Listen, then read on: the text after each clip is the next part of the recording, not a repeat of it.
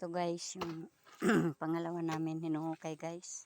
Uy, maninay, gikuha ni Leticia at kuwan kay iyang ili ko ba na yung dapukan. Ito guys, yung bote na dati pa. Tulo. Ito, una pang panahon to guys. Sa kanya may nakatali. Ito guys. Yung nakatali. Una pa. Upa na guys. Una pang Anong nakatali? Tatlo na.